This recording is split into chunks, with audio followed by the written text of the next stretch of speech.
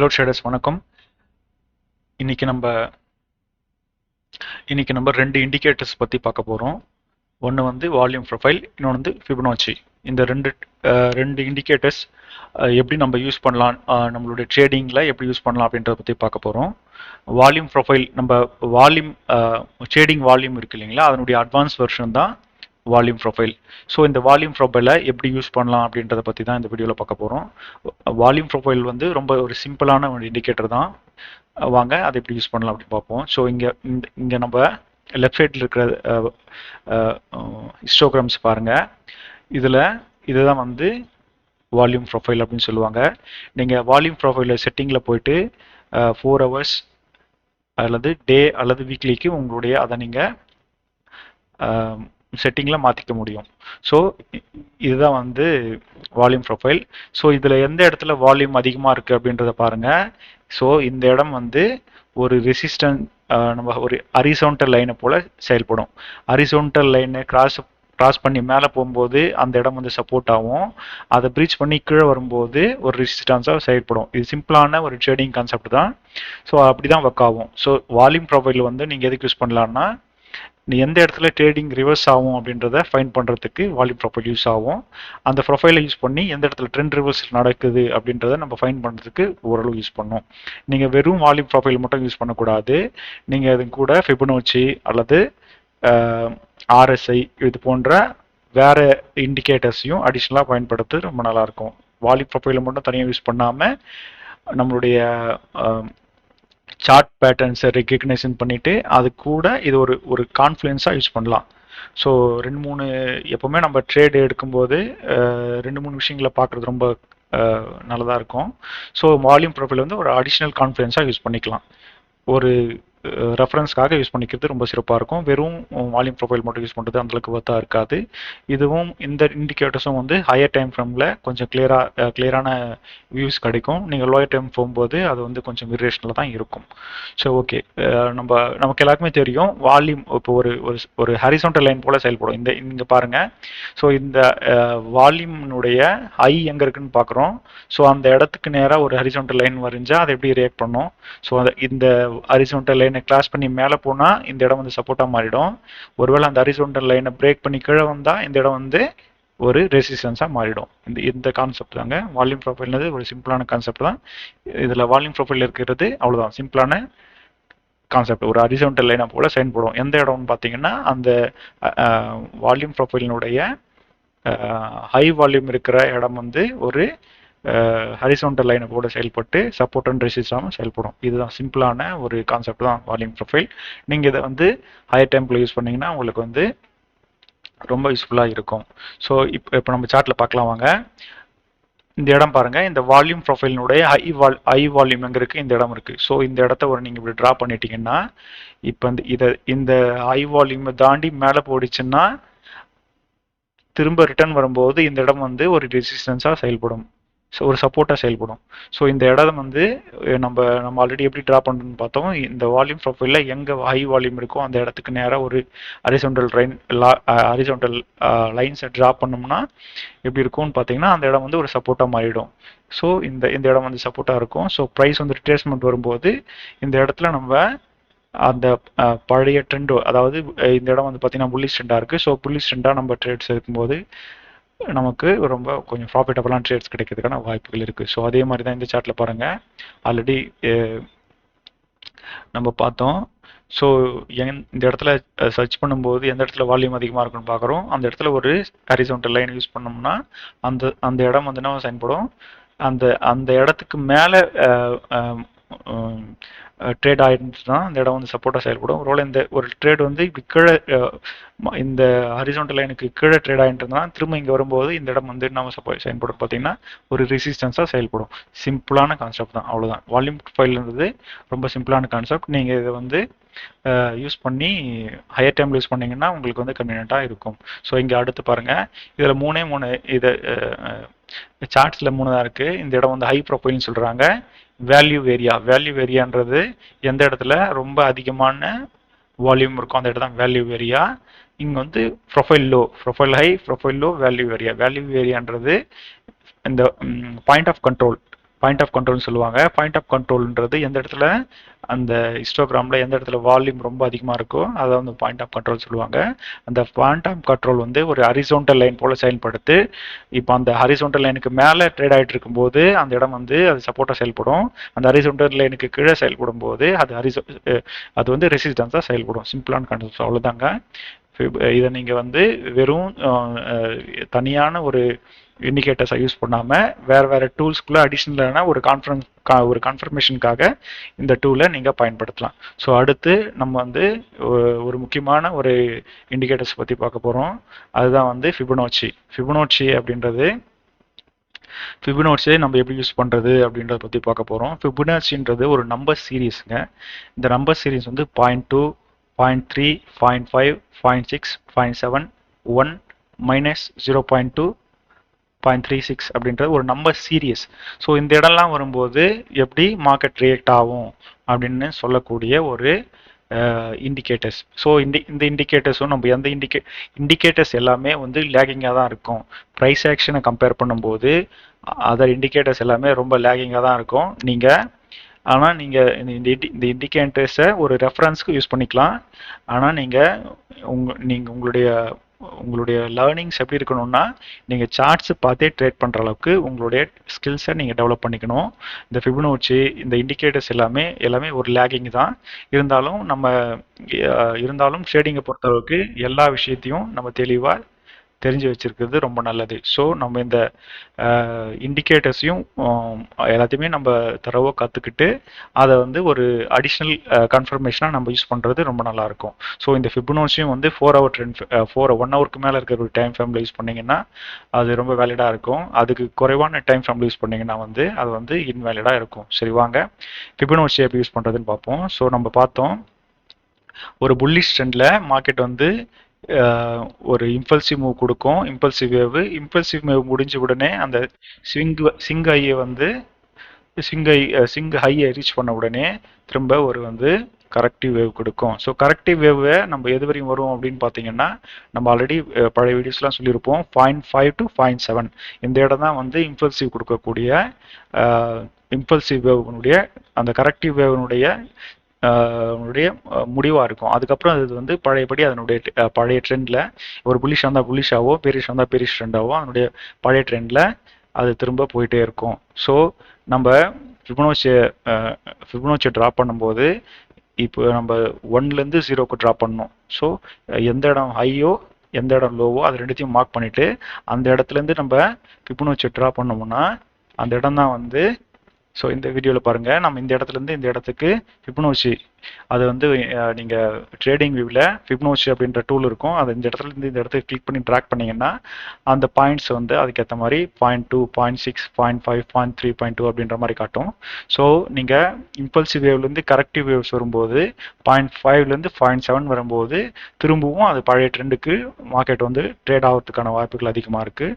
So இந்த 0.5 to 0.7 வந்து corrective வேவ்லேருந்து பழைய ட்ரெண்டு அதனுடைய ட்ரெண்டில் ரிவர்ஸ் ஆகிட்டு அடுத்த லெவலான பாயிண்ட் அதாவது -1.27 இந்த ஸ்ட்ரக்சரை பிரேக் பண்ணி இந்த 2 வரையும் போயிட்டு திரும்பவும் ஒரு கரெக்டிவ் வேவ் கொடுக்கும்.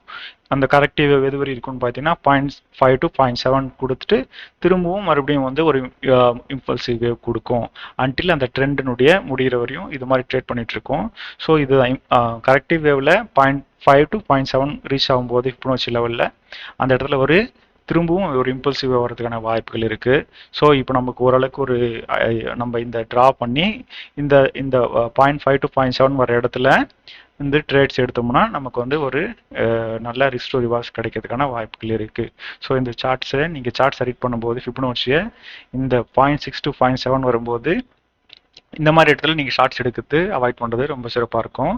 ஏன்னா இது வந்து இம்பல்சிவ் வேவனுடைய கரெக்டாக இந்த இடம் வந்து பார்த்தீங்கன்னா பயஸ் எல்லாமே பை பொசிஷன் எடுக்கக்கூடிய பொசிஷன் இது. இந்த 0.7 வந்து டிஸ்கவுண்ட் ஜோன். ஸோ இது வந்து ட்ரெண்டு வந்து அப் ட்ரெண்ட் இருக்கிறதுனால இந்த இடத்துல வந்து இந்த ப்ரைஸஸ் வந்து ரொம்ப குறைவாக கிடைக்கும். ஸோ அப் ட்ரெண்டில் ப்ரைஸ் ரொம்ப டிஸ்கவுண்ட்டில் கிடைக்கக்கூடிய இடம் இது 0.6 to 0.7. இந்த இடத்துல வந்து நீங்கள் வந்து ஷெல் எடுக்கிறது அவாய்ட் பண்ணுறது கரெக்டாக இருக்கும். ஏன்னா இந்த இடம் வந்து இம்பல்சிவ் வேவ்க்கான பிளேசஸ் இது. இந்த இடத்துல வந்து இம்பல்சிவ் வேவ் எடுக்கும்போது ப்ரைஸ்னுடைய மூவ்மெண்ட் ரொம்ப ரேப்பிடாக இருக்கும். ஸோ இந்த மாதிரி 0.6 to 0.78 இருக்கிற ஃபிபனோச்சி லெவலில் கரெக்டிவ் வேவ் இருக்கும்போது செல் பொசிஷன் எடுத்தீங்கன்னா உங்களுக்கு உங்களுடைய ட்ரேடிங் பொசிஷன் வந்து லாஸ் ஆகிறதுக்கு நிறைய வாய்ப்புகள் இருக்குது. ஸோ இந்த இடம் இந்த மாதிரி இடத்துல அவாய்ட் பண்ணுறது நல்லாயிருக்கும். ஸோ இதே தான் சிம்பிளான கான்செப்ட் தான். அடுத்த ஒரு எக்ஸாம்பிள் பார்க்கலாம் வாங்க. ஸோ நமக்கு ஆல்ரெடி பார்த்தோம், ஏலேருந்து பிக்கு வந்து ஃபிபனோச்சி லெவலில் ட்ராப் பண்ணோம்னா நம்ம 0.7 வர இடம் தான் வந்து என்ன சொன்னோம், 0.7 வர இடம் தான் வந்து பார்த்தீங்கன்னா கரெக்டிவ் வேவ். ஓகேங்களா, கரெக்டிவ் வேவ் இது. ஸோ இந்த A to B trend reach பண்ண உடனே ஒரு கரெக்டிவ் வேவ் வரும். கரெக்ஷன் வேவ் எது வரையும் வரும்னு பார்த்தீங்கன்னா 0.05 to 0.07 இந்த லெவலுக்குள்ள திரும்பவும் ஒரு இம்பல்சிவ் வரும். அந்த இம்பல்சிவ் எது வரையும் வரும்னு பார்த்தீங்கன்னா இந்த இடம் வந்து 1 இல்லைங்களா, அப்போ 1க்கு அடுத்து இருக்கக்கூடிய -1.25 இந்த இடத்துலையும் அதே மாதிரி 1.25 3 5 6 7 அப்படின்னு போகும். ஸோ இந்த 1.25 அப்படின்ற -1.2ன்ற இடத்த ரீச் பண்ண உடனே திரும்பவும் ஒரு கரெக்ஷன் வேவ் கொடுத்து திரும்பவும் அது பழைய ட்ரெண்ட் படி கண்டினியூ ஆகிட்டு இருக்கும். ஸோ இப்படி தான் ஒர்க் ஆகும். ஸோ இங்கே நீங்கள் பார்க்கலாம். ஸோ ஏபின்றத ஒரு நீங்கள் இங்கேருந்து இந்த ஃபிபனோச்சி லெவல் ட்ரா பண்ணிங்கன்னா பிலேருந்து 0.7 இந்த இடம் ஒரு தோராயமாக ஒரு அப்ராக்சிமேட்டாக இந்த இடம் சொல்லணும்னா இந்த இடத்துலேருந்து திரும்பவும் ஒரு இம்பல்சிவ் மூவ் கிடைக்கும். ஸோ நம்ம இப்போ நம்ம இந்த ஃபிபனோச்சியை வச்சு எப்படி ட்ரேட் பண்ணுறது பார்த்தோம். 0.7 வர இடத்துல ஒரு இம்பல்சிவ் இருக்கும். நம்ம அதை பேஸ் பண்ணி ட்ரெண்ட்ஸ் எடுக்கிறது நமக்கு வேலிடாக இருக்கும். ஸோ நம்ம பார்த்தோம் ஏ டு பிக்குள்ளே ஃபிபனோச்சி நம்ம ட்ரா பண்ணால் பாயிண்ட்ஸ் இப்படி தான் காட்டும். ஸோ இந்த 0.5லேருந்து 0.6 அல்லது 0.7 இந்த இடம்லாம் வந்து ரிவர்சல் ஜோன். இந்த இடத்துல இந்த ஆல்ரெடி நம்ம ஸ்ட்ரக்சரை எப்படி ரீட் பண்ணணும்னு சொல்லியிருக்கிறோம். ஸோ ஆல்ரெடி இந்த சார்ட் பார்த்தீங்கன்னா உங்களுக்கு நல்லா தெரியும். ஸ்ட்ரக்சர் வந்து இந்த ப்ரீவியஸ் ஸ்விங்கை பிரேக் பண்ணி ஹையர் ஹை ஃபார்ம் ஆயிருக்கு. ஸோ ஹையர் ஹை ஃபார்ம் ஆன உடனே திரும்ப என்ன பண்ணணும், திரும்ப ஒரு ஹையர் லோ கொடுத்துட்டு திரும்ப ஹையர் ஹை ஃபார்ம் பண்ணணும். ஸோ ஹையர் ஹை ஃபார்ம் பண்ண பிறகு எது வரையும் போயிட்டு திரும்ப நமக்கு வரும் அப்படின்னு நம்ம ஃபைன் பண்ண முடியாதுல்ல. அதுக்கு தான் நம்ம வந்து ஃபிபனாச்சி லெவல்ஸை யூஸ் பண்ணுறோம். ஃபிபனாச்சி லெவல்ஸில் 0.5 to 0.7 இருக்கிற இடத்துக்குள்ள அதனுடைய இம்பல்சிவ் மூவ் அடுத்த இம்பல்சிவ் மூவ் வரதுக்கான வாய்ப்புகள் அதிகமாக இருக்குது. ஸோ இந்த மாதிரி இடத்துல ஷார்ட் பண்ணுறதை நம்ம அவாய்ட் பண்ணணும். ஏன்னா இது வந்து ஃபிபனாச்சி லெவல். ஸோ இந்த ஃபிபனாச்சி லெவல்ஸ் ரீச் பண்ண உடனே 0.7 ரீச் பண்ண உடனே உடனடியாக ஒரு இம்பல்சிவ் வேவ் இருக்கும். இந்த இம்பல்சிவ் வேவ் எது வரையும் இருக்கும் அப்படின்னு பார்த்தீங்கன்னா -1.25 வரையும் இருக்கும். திரும்பவும் பழையபடி நம்ம திரும்பவும் ஒரு corrective wave impulsive wave until the change of character. அடுத்த சேஞ்ச் ஆஃப் கேரக்டர் நடக்கிற வரையும் இந்த ட்ரெண்ட் வந்து கண்டினியூ ஆகிட்டு இருக்கும். ஸோ நம்ம சார்ட்ல இப்படி பார்க்கறது வெறும் ஸ்ட்ரைட் ஃபார்வர்டாக இருக்காது. மார்க்கெட்டு இப்படி ரேண்டமாகவும் ட்ரேட் பண்ணியும் இருக்கலாம். ஸோ ஹையர் லோவுக்கு நம்ம ஒரு ஹரிசாண்டல் ஒரு லைனை ட்ரா பண்ணிட்டு நம்ம அப்படி பார்த்தீங்கன்னா நமக்கு ஒரு கிளியரான வியூ கிடைக்கும். ஸோ இங்கே ஒரு எக்ஸாமோட பார்க்கலாம் வாங்க. நம்ம ஆல்ரெடி பார்த்துருக்குறோம். 0.A to B ட்ரா பண்ணோம்னா நமக்கு 0.7 கிடைக்குது. ஸோ இந்த இடத்த வந்து ரீச் பண்ண உடனே இந்த ப்ரீவியஸ் ஸ்கேனிங் ஒரு இன்டிசிசிவ் கேண்டில்ஸ் இருக்குது. பெரிய மூமெண்ட்ஸ்லாம் எதுவுமே இல்லாமல் ஒரு டோஜி கேண்டில் ஃபார்ம் ஆயிருக்கு. டோஜின்றது இன்டிசிசிவ் கேண்டிட், அதாவது இன்டிசிஷன், அதாவது ட்ரேடரு எந்த பக்கம் போகிறது அப்படின்னு முடிவெடுக்க முடியாமல் அல்லது வேறு ட்ரெண்ட் ரிவர்ஸுக்காக வெயிட் பண்ணிட்டு இருக்கிற ஜோன் அது. இங்கே அதை வந்து டோஜி கேண்டில்ஸில் வந்து கன்ஃபார்ம் பண்ணுது. அதுக்கப்புறம் பார்த்தீங்கன்னா அடுத்து வரக்கூடிய ஒரு கேண்டில் வந்து இந்த ப்ரீவியஸ் 4 கேண்டிலுடைய பாடி எல்லாத்தையுமே வந்து எங்கல்ஃப் பண்ணியிருக்கு. ஸோ இதை வந்து நம்ம என்ன பண்ணலாம், இதை வந்து கன்ஃபார்ம் பண்ணலாம். ஆல்ரெடி இந்த இடம் வந்து 0.5 to 0.7 இருக்குது. இங்கே ஒரு டோஜி கேண்டில் கிரியேட் ஆகிருக்கு. டோஜி கேண்டில் வந்து இன்டிசிசிவ் கேண்டில். மார்க்கெட்னுடைய மூமெண்டம் மார்க்கெட் வந்து டைரெக்ஷனை மாற்ற போகுது அப்படின்னு சொல்லக்கூடிய ஒரு விஷயம். இது எல்லாமே ஹையர் டைம் ஃப்ரேமில் எடுத்தால் தான் நம்ம டோஜி கேண்டில்லாம் ஒர்க் ஆகும். நீங்கள் லோயர் டைமில் எடுத்திங்கன்னா எல்லாமே ஒரு இன்வேலிடான டோஜி கேண்டில்ஸாக தான் இருக்கும். இது எல்லாமே நான் சொல்கிறது 4 hour டைம் ஃப்ரேமில் யூஸ் பண்ணிங்கன்னா உங்களுக்கு கன்வீனியண்ட்டாக இருக்கும். ஸோ அடுத்து இந்த என்கல்ஃபிக்கு அப்புறம் திரும்பவும் நம்ம ஆல்ரெடி பார்த்தோம் இல்லைங்களா, இந்த -1.2க்கு வரையும் போகிறதுக்கு வாய்ப்புகள் இருக்குது. ஸோ நம்ம இதுக்கேற்ற மாதிரி ட்ரேட்ஸ் எடுக்கணும். ட்ரேட்ஸ் எடுத்துக்க முன்னாடி நம்ம இந்த இடத்த வந்து கன்ஃபார்ம் பண்ணிக்கணும். என்கல்ஃபிங் ஆகுதா, திரும்ப ப்ரைஸ் வந்து ரீச் ஆகுதா அப்படின்னு சொல்லிட்டு நம்ம இன்னும் ஒரு கன்ஃபர்மேஷன் வேணும்னா கொஞ்சம் வெயிட் பண்ணிவிட்டு இந்த 0.5க்கு மேலே கேண்டில்ஸ் ஏதாச்சும் க்ளோஸ் ஆச்சுன்னா அதுக்கு அடுத்து கூட நம்ம ட்ரேட் எடுக்கலாம். நமக்கு வந்து அக்ரெசிவாக வேணாம், 1:1 போதும் அப்படின்ற நினைக்கிறவங்க இந்த 0.5க்கு மேலே கேண்டில் க்ளோஸ் ஆன பிறகு இந்த ஸ்விங்கி லோவை ஸ்டாப் லாஸாக வச்சும் நீங்கள் ட்ரேட்ஸ் எடுக்கலாம். அதுவும் கொஞ்சம் வேலிடான பாயிண்டாக தான் இருக்கும். ஸோ நம்ம ஆல்ரெடி பார்த்த எக்ஸாம்பிள் பாருங்கள். இங்கே வந்து பார்த்தோம் டோஜி கேம் இந்த இடத்துல வந்து எங்கல்ஃபிங் ஆயிருக்கு. எங்கல்ஃபிங் முடிஞ்ச உடனே 0.5க்கு மேலே கேண்டில் க்ளோஸ் ஆயிருக்கு. ஸோ இந்த இடத்துல நம்ம வை எடுத்து இந்த இடத்துல ஸ்டாப் லாஸ் வைக்கும்போது அது வந்து அடுத்த ஸ்விங் லோ கிராஸ் பண்ணிவிட்டு 0.25 ஃபிபொனாச்சி லெவலில் 0.2 வரையும் அந்த இடம் வந்து போயிட்டு அதுக்கப்புறம் இந்த இடம் பாருங்கள் அந்த -1.2 ரீச் பண்ண உடனே திரும்பவும் ஒரு கரெக்ஷன் வேவ் வந்திருக்கு. ஸோ கரெக்ஷன் வேவ் இங்கே நம்ம கரெக்ஷன் வேவ் இங்கே நீங்கள் ஃபிபொனாச்சி கிளிக் பண்ணி ட்ரா பண்ணிங்கன்னா 0.7 வரையும், அதாவது இந்த இடம் வரையும் வந்து திரும்பவும் அந்த இடத்துக்கு ஒரு ரிட்ரேஸ்மெண்ட் கொடுத்துட்டு திரும்பவும் இம்பல்சிவ் கண்டிஷன் அடுத்த லெவலுக்கு நோக்கி ட்ரேட்ஸ் நடக்கிறதுக்கான வாய்ப்புகள் இருக்குது. ஸோ நம்ம எப்படி யூஸ் பண்ணணும் அப்படின்னு ஃபிபொனாச்சி தெரிஞ்சுக்கிட்டோம் இல்லைங்களா. ஸோ அதே மாதிரி இப்போ நம்ம புல்லிஷ் ட்ரெண்ட் பார்த்தோம். இப்போ பியரிஷ் ட்ரெண்டில் பாருங்கள் மார்க்கெட் A to B இந்த இடத்துக்கு நம்ம ஃபிபொனாச்சி ட்ரா பண்ணோம்னா இந்த இடம் வந்து 0.5, இந்த இடம் வந்து 0.7. ஸோ இந்த இடம் வரும்போது இந்த இடம் நான் ஒரு ரெசிஸ்டன்ஸாக செயல்பட்டு திரும்பவும் ப்ரைஸை கீழ் நோக்கி ட்ராக் பண்ணோம். ஸோ இந்த இடம் இங்கே வரும்போது இந்த இடத்துலேருந்து இங்கே ட்ரா பண்ணிங்கன்னா இந்த இடத்துல இங்கே ட்ரா பண்ணிங்கன்னா இந்த இடம் வந்து 0.7. ஸோ இங்கிருந்து ட்ரா பண்ணும்போது -1.2 ரீச் பண்ணுறதுக்கு அடுத்த லெவல் இந்த இடம் வந்து இந்த லெவல் வரையும் திரும்பவும் இந்த இடம் வந்து ரீச் பண்ண உடனே திரும்பவும் ஒரு கரெக்டிவ் வேவ் கொடுத்து அந்த கரெக்டிவ் வேவ் எது வரைன்னு பார்த்தீங்கன்னா நீங்கள் இங்கேருந்து ட்ரா பண்ணிங்கன்னா 0.7 இந்த ஸ்விங் லோலேருந்து இந்த இடத்துக்கு ட்ரா பண்ணிங்கன்னா 0.7, அதாவது இந்த இடம் வரையும் திரும்பவும் கொடுத்துட்டு திரும்பவும் அது பழையபடி அடுத்தடுத்த லெவலில் ப்ரைஸினுடைய மூமெண்ட்ஸ் இருக்கும். அதுதான் வந்து ஃபிபொனாச்சி. ஸோ இங்கே பாருங்கள் இது வந்து ஒரு சேனல் ஒரு கன்சல்டேஷனாக ஒரு சேனலுக்குள்ளே ட்ரேட் ஆகிட்டு இருக்கு.